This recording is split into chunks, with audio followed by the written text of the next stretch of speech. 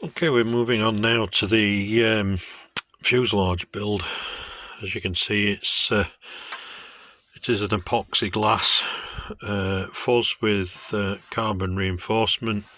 I don't know if I can see all the way down or get in there, but you can see it's full length, and there's 4 strips in it all together, because there's one underneath here, there's 2 on the bottom side here, and then another one under there, but that does run all the way down.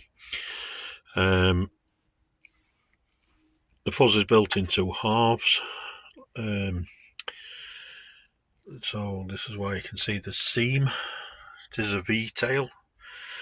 So this is my next step now, is to complete the fuselage. It's got a lovely carbon canopy all the way around, but excuse me while I'm holding the phone and doing the filming. So looks very nice. Okay, this is the motor of choice. It's an Axet Cyclone on 760 kV. It's Czech, from the Czech Republic. Very nice motors. It's 13 by 10 prop. They'll have a 50 amp speed controller. The model does come as a glider version, so I'm going to have to cut the nose back accordingly and mount the motor in the front end. I've got an aluminium firewall for it, so I'll be able to put that in and then mount the motor to that. It'll look very nice as well with the carbon nose cone. Okay, so my first step on the fuselage, I'm going to work front to back. So first step's been to cut the nose off. Not doing it as a glider version, I'm doing it as a front assist, so I can slope saw and flat field fly. So I've cut the nose off, and that's a dry fit of an aluminium plate I've got. There is a little bit of a wooden spacer at the back. The reason for that is the motor on the front was a tight fit into the aluminium firewall, so I just put a wooden spacer in to get the motor away and allow it to fit properly. I don't know if you'll see it fully, but you can just see that there's some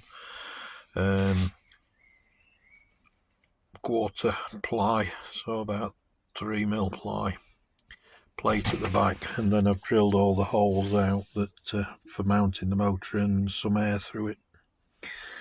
So my next job is to glue that in place. As you can see, I've managed to get the glue all the way around the wall, aluminium firewall. So I'll leave that now to set overnight. Quite happy with that. Okay, as you can see now, I've got the motor mounted and the spinner on. Very pleased with the outcome. The props will go flush with the fuzz. This is now inside. Come round,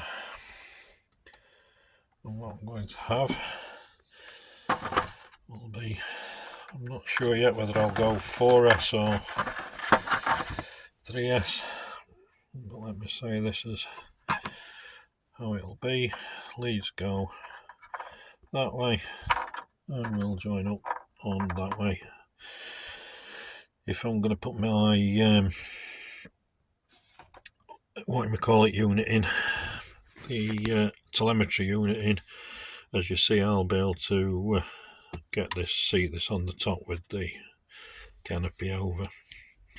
So it's just deciding now where to put my servos. It's going to be a little bit tight. I've got to get access into here with my with a screwdriver. So that'll be the deciding point where they go. Love that front end. Spinner's perfect on the nose. So I've had the motor running and it's quite powerful, not full, but just to make sure it's going the right way.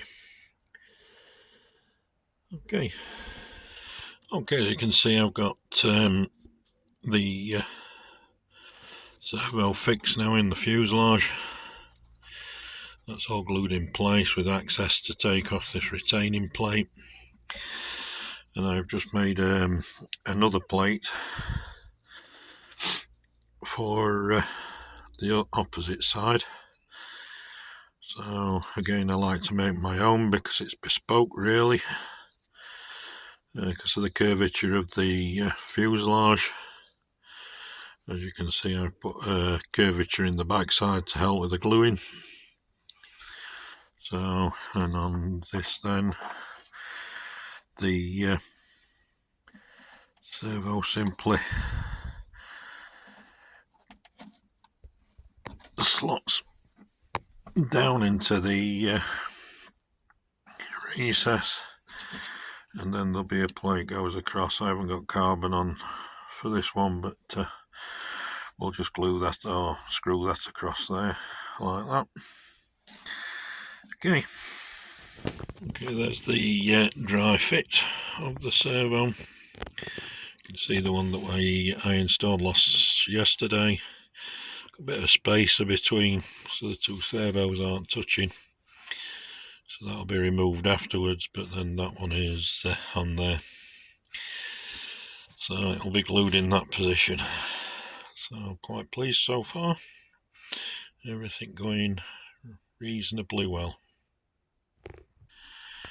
And I've got another step completed, and that's the bush rods to go for the elevator rudder to the V-tail.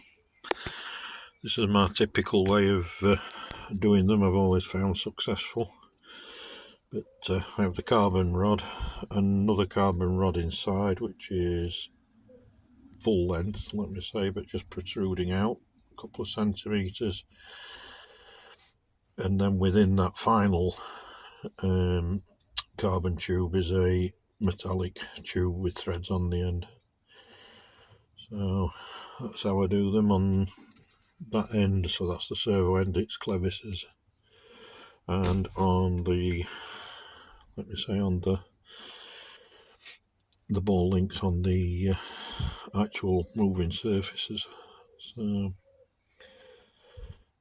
fit those, and that's it. We're ready for a power test. I've got the V-tail fitting nicely now. They were opening a bit because it was just slightly too long. And what you'll see is the joiners that are on there were coming out through these holes, so they were just slightly too long and you couldn't just seat it all the way home, but I've shortened them now and everything's perfect. Okay, as you can see now, the fuselage is finished. We've got a battery holder here with the Velcro, ESC down the side. Here we've got the V-tail, so rudder elevator servos. It's a V-tail model. And as you can see, the receivers at the back here. Aerials coming out either side, here and here. I always like to do this, even though there's only a bit of carbon in it. You might remember earlier in the video, but there's that strip, a couple in the bottom and another one here. So, but better safe than sorry and have the ears out. I've got all the servos set up now for the leads set up for the servos in the wing. As you can see now, the blade's fully finished. This is my flight ready setup. Speed controller is on this side, battery in the middle, and this is a telemetry unit running down here telling me my electric use, so volts, watts, amps. I've also got a GPS unit here, which is telling me my height, distance away from my the launch point, and also its variometer. Quite neatly fits together. Nothing's really under any stress. Everything's away from the motor. You may just be able to see the wires are going around the corner of the battery from the motor, but not causing any issues. So, as I say, quite neat. With that, it's perfectly on the balance point. I've had to put a bit of weight in the bottom of the fuzz, as you can see there. 4-cell battery balances it up. I would have to put more lead in, but I just think, well, what's the point in that? Might as well use a battery if it goes in. So I'm using a 4S battery, and I've reduced a little bit the top end of the endpoint adjust on the motor, because it was running at 55 amps. There isn't really room to put a 60 amp ESC in, so I've just cut the top end down, and it runs at 45 amps flat out, and that's at 85% on the endpoint adjust. So it'll be up to height very quickly, and I'll be able to thermal from there on. So that's me all set up and on my way out to do the maiden flight with it. So thanks for watching this series, the build series. I hope you've liked it. See you in the next video.